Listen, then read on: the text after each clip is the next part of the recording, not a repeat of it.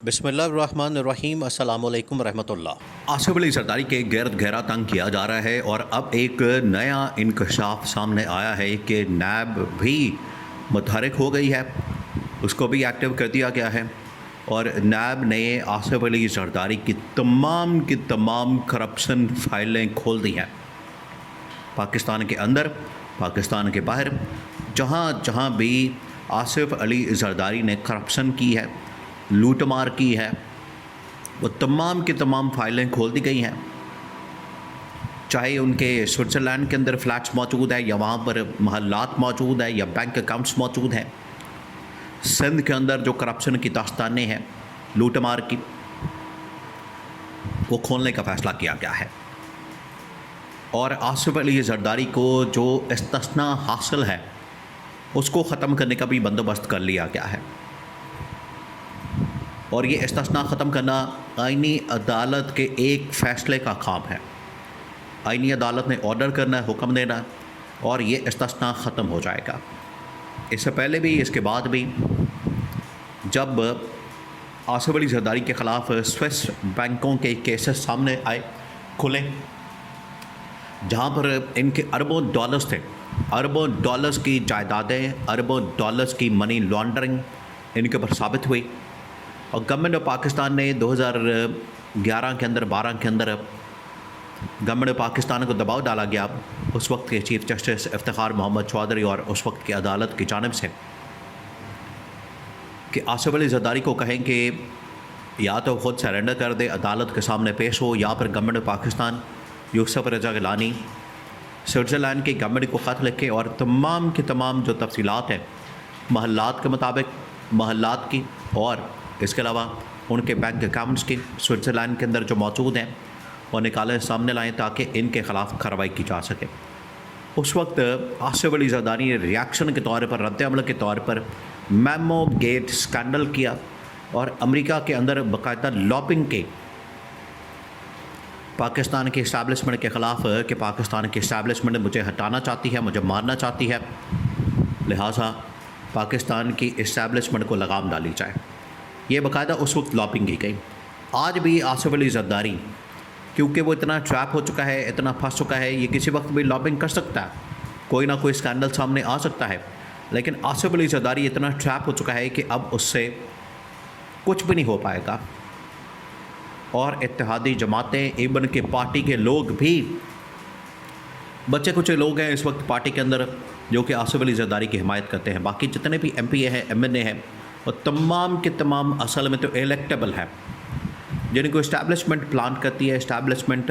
उनको लाती है, वोट डलवाती है, फॉर्म 47 के ऊपर उनको जितवाती है। उसमें अब देखिए मौजूदा जो सेटअप बन चुका है, निज़ाम बन चुका है, अब उसमें पीपल्स पार्टी का, नून लीग का कोई किरदार नहीं, इनका कोई अमल दखल नहीं,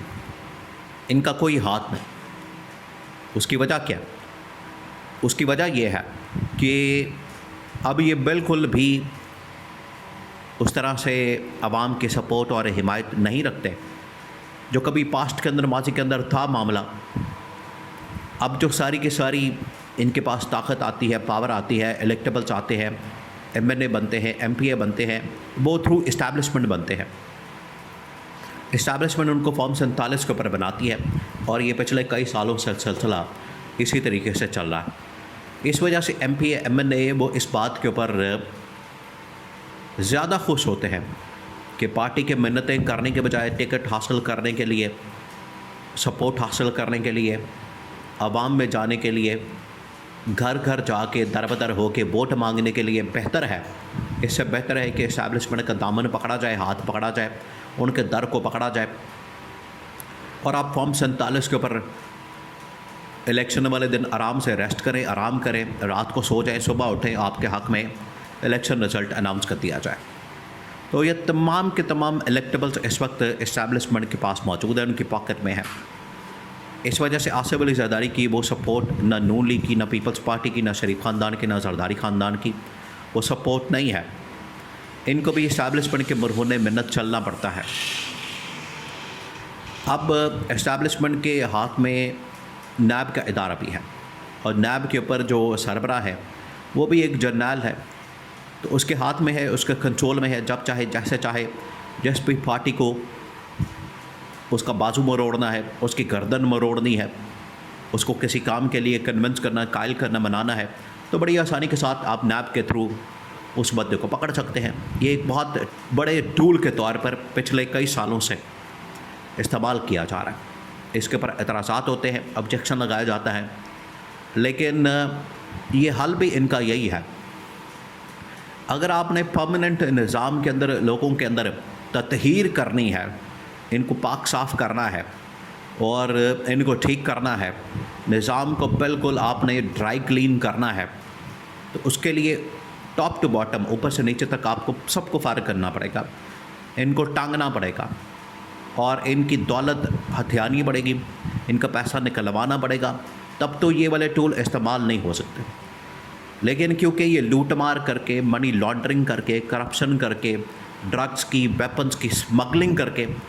पैसा बनाते हैं, लूटमार करते हैं, इक़्तिदार में आते हैं, पावर में आते हैं, एनआरओ लेते हैं, फिर भाग जाते हैं, फिर एनआरओ लेते हैं, फिर वापस आते हैं, फिर वही साइकिल। तो इस तरह के टूल फिर इनके ख़िलाफ़ बड़ी आसानी से इस्तेमाल होते हैं। तो अब आसिफ अली ज़रदारी के ख़िलाफ़ जो टूल इस्तेमाल करने का फ़ैसला किया गया वो नैब का,